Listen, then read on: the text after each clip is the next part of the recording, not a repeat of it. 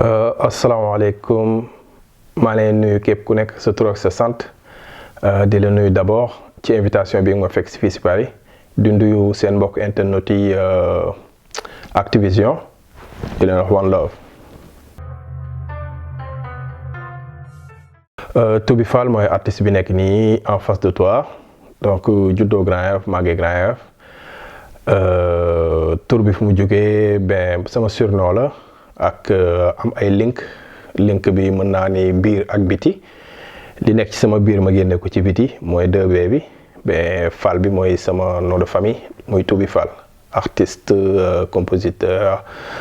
producteur en audiovisuel.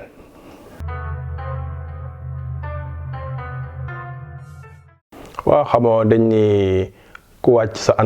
ànd boo dem fekk fa boroom donc man du ma wàcc sama ànd parce que avant tout sénégalais la. Donc je me considère comme un artiste rappeur sénégalais donc mënuma génnee son te du ma jox Sénégal parce que Sénégal mooy sama fierté même bu dee aujourd'hui nekkuma Sénégal mais sama xel day nekk ci Sénégal sama xol mu ngi ci Sénégal donc mënuma génne artiste te du ma wax foofu parce que fa laa juddoo xam li fa nekk xam li ma fa bàyyi donc mënuma wax leeral lu dul Sénégal après nag jamono day dox ak actrice ou acteur day am vision. mooy maanaam mën a génnee lépp lu nekk ci kanamam ci doxalin dund doomu aadama muy sénégalais donc avant tout je suis un patriote donc c'est normal que lu ma def lu ne son Sénégal lay nekk quoi.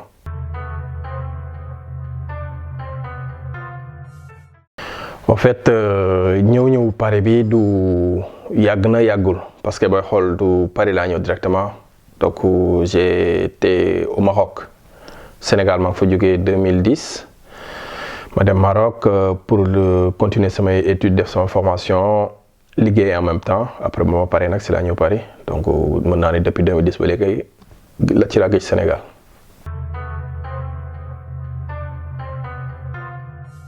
ben virus bi mu duggee yàgg na nag virus bi mën naa ni man commencé naa bindantu depuis 98 après nag je me considérais pas comme un rappeur parce que 98 dama amoon toujours feeling wu di bindaat di jël son wu gars yi rap wolof bi di ko bindaat di jaar ci texte yi di ci def ay freestyle mais nag à l'époque maa ngi doon def football di def basket en même temps donc xaroñoon ci ñaari macha allah mu dem ba benn moment ma amoon blessure ma am damm-damm donc mënatuma def sport après nag fekk man musique moo nekkoon sama passion au début dama doon bindantu donc affaire bi dem ba nekk nag léegi un défi pourquoi pas ma nekk artiste donc mun naa ni commencé naa vrai génnee sama premier single en 2005 vraiment la nekk rappeur quoi 2005 mun naa ni 2003 je me considérais comme un rappeur mais ci kanamu public bi ñu ngi ma xam 2005 à Grand Yoff donc foofu la affaire yi commencé donc bàyyiwuma après dem naa fu nekk ci Sénégal dem naa fu nekk ci Dakar di def ay concert def ay tournée def ay mooy loolu bokk ci ay compétition freestyle et cetera donc fa la nekkee artiste vraiment.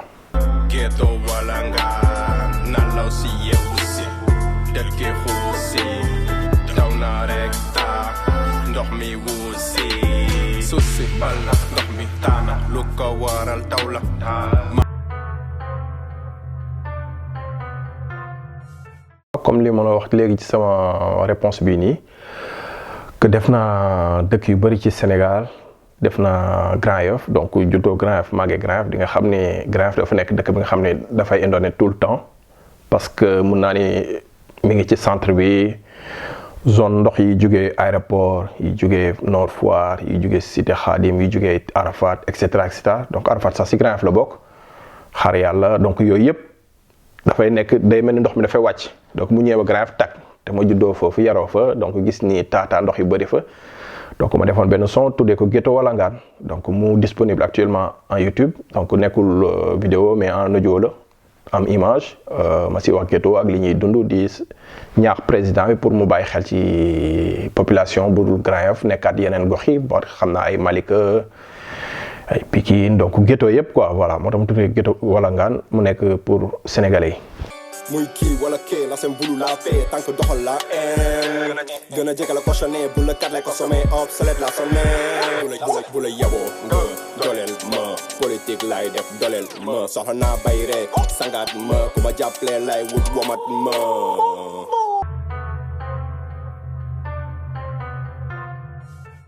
non li ma neexul bari na xamoo su ma gisee ma tuddee son bi 6 et 9 man pour man ñoom ñëpp a yem parce que commencé nañ ko ci depuis président yi fi jaar yëpp ku ñëw day def même action donc boo ñëwee yow li tax ñu fal la soo ñëwee ba foofu doo ko defati donc soo yéegee di nga commencé def ay yenn démarche après ñu dem ba si biir mais da ngay changer cap quoi donc ma gis ni loolu la président Macky Sall di def actuellement donc actuellement il fait que comme les présidents yi fi jaaroon il fait la même chose donc moo tax mu bokk ci mu nekk ñee bu ñu nekkee 6 moom mu nekk 9 donc boo ko juutalee moom mu jox la 6 donc c'est pareil au même pour man ñoom ñëpp a yem quoi.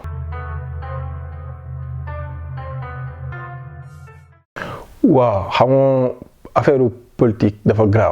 graaw mooy nit da nga koy gëmee ci kàddoom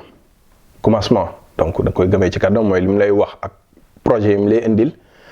bilan bi mu lay tegal yow moom ngay gis léegi suñu demee ba si biir bu changé cap rek yow da ngay am déception après Sonko il débute bien il parle bien gars yi bëgg nañ ko. donc ñu ngi yaakaar rek xëy na bu ko yàlla defalee mu falu xanaa bu demee ba si biir du def comme gars yi donc Macky Sall aussi la même chose noonu la doon def au début il était bien amoon na ay affaires yu bëri yu mu gëmoon indi ko teg ko ñun ñu jàpp ci ay dina changer su ma ñëwee man 5 mandats la def te dégg na actuellement gars yi ngi pousse pour 3e mandat troisième candidature pour def 3e mandat xam nga loolu yëpp mooy nekk ay wax. waaw pour comme gars yi ñuy wax de bay ci sa weewu tànk donc bu président bi defee comme ni ñuy waxee cin bu naree neex bu baxee day xeeñ waaw donc yow bu fekkee sa jeunesse yaa ngi leen lëre amuñu liggéey amuñu lu ñu def fu ñu toog dañuy werante fu ñu toog ba jaaxle et cetera donc loolu mooy def nii ñoom du ñu mën dara débat lu dul lu tax ni ñoom tekkiwuñu wala leen ni baare donc ci ñoom loolu la ñuy nekk ci la ñuy débattre te loolu. kal moo leen ko teg ku dul ki ñu fi teg yaakaar ne bu ñëwee dina soppi affaire yi dina leen yombalal accélérer def processus bi mu gën a gaaw comme ni ñuy waxee fast track gars yi di xaar fast track nga leen di delloo ginnaaw xam nga yooyu yëpp day nekk lu nga xam ni mooy décourager la jeunesse bi quoi. waaw je pense à ça xam nga déjà si social da nga siy bëgg a yëngu. mais nit il faut mu fekk si la d'abord si li ngay démarcher mooy da nga am sa passion di ko dund après nag mun naa ni duma artiste plein temps ça veut dire man nekkuma fii pour ni damay génne ay album nekkuma fii ni pour ni damay tourner parce que pour man li may jéem a def naan damay dekk artiste plein temps am naa beneen liggéey ba nga xam ni moo nekk plein temps moo jël au dessus donc du tee nag musique bi may dund sama passion la donc am na ay projet yu bëri yoo xam ne pour l'instant mënuguma ko wax mais maa ngi ciy xalaat maa ngi koy bind donc teg naa ko donc li ci des mooy jéem a teg benn pas réaliser déjà samay projet personnel pour doole mën a élargir ak ñi may fekk si.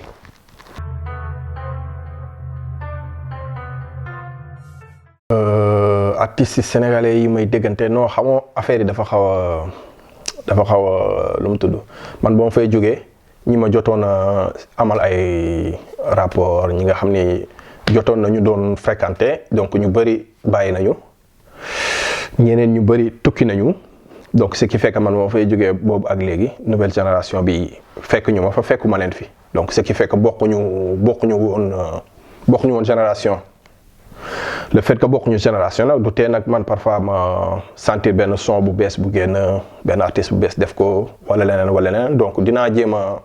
aimer jéem a def rapprochement bi pour voilà encouragement mais xam nga rek artiste moo xaw a yéegal boppam parfois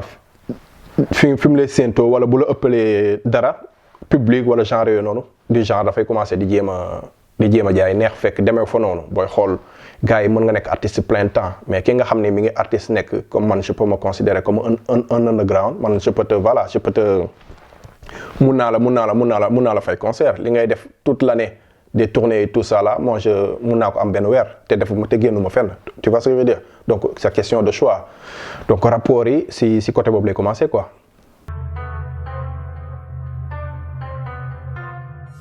xam loolu si rap game bi la bokk donc ku nekk da ngay choisir sa métier donc xam nga footballeur bi jouer du choisir rek day ñëw ci terrain bi solo tax ak cravate te kenn du ko tacler donc dafa dugg si terrain pour ñu tacler ko parce que dafa ñëw pour jéem a dugal but donc keneen ki nekk fee di ko xaar il faut bu ñëwee mu tacler ko pour bañ mu jàll donc c'est comme ça.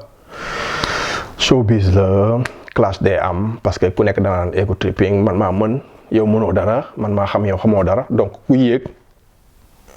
yow ni nga def ba yéeg da ngaa ñëw peut-être am ñi nga fekk ci kaw jaxase leen ñëw teg sa bopp foofu donc kii door a ñëw su la séenee nga nekk ci kaw te moom kenn xamu ko pour mu fekk si la ci kaw donc il faut mu jéem a jaxase la dégg nga bu jaxasee nag après nag foofu mën na nekk réplique mën nga tontu affaire bi voilà mu neex mu dem mais ku nekk sa ni nga koy gisee ku nekk ni nga koy gisee ku nekk ni nga koy déggantee parfois nag nit moom du la def dara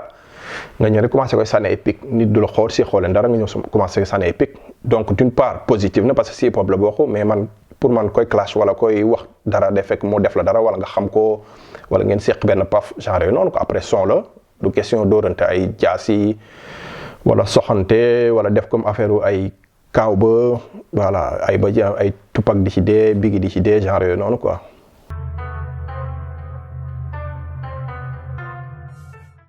lu ma si gën a neex waaw man xamoo affaire bi passion la te virus la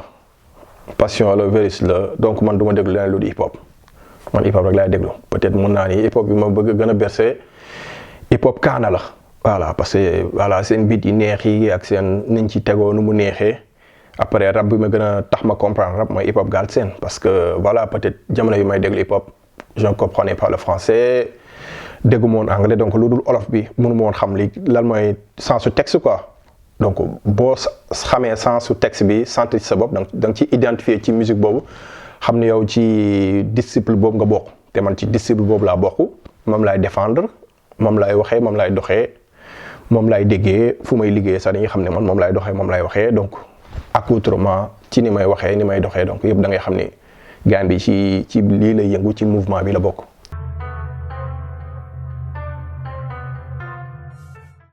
Le berger benn single la parce que avant ça génne woon naa benn EP bi nga xam ne mi ngi disponible sur toutes les plateformes que ce soit iTunes, Deezer ou même YouTube Music donc disponible la mais EP bu 5 titres di ci xaw a lancé tuuti sama profil donc single bi may génnee couleur album bi lay annoncé donc maa ngi waajal album donc si laa nekk nii. donc maa ngi génne benn son mooy premier single album bi may lancé mun tudd Le Berger donc Le Berger soo gisee Le Berger après ñi nga xam ni peut-être xaw nañu d'origine si affaire ay sàmm ay yooyu noonu dinañ xaw a comprendre parce que berger kenn ki nga xam ni benn nit bi nga xam ni la sàmmkat la donc foo ko fekk moom ak ay juróom ñoo nekk ma leen di sàmm donc man je me considère comme un berger parce que rappeur en solo là. J'ai toujours été en solo mosuma bokk ci benn groupe lu gën a rare ci artiste ba ma commencé ba léegi je suis toujours seul je travaille seul je pense seul j'écris seul je fais mes répètes seul tout je le fais seul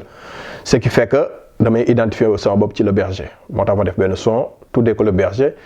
di wax ni je suis seul yaakaaruma ci kenn ku dul yàlla donc son bi mu ngi ñëw di waxaale nag ñi nga xam ne dañ ñooy jéem a baare sama chemin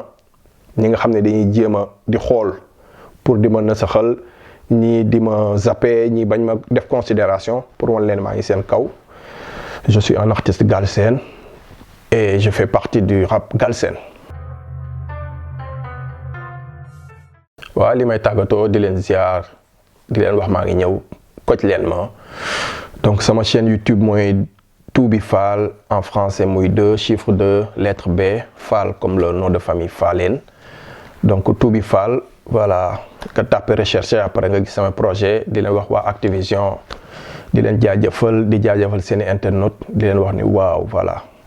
ñi ngi ñëw peace. taw na rek taa ndox mi wuusi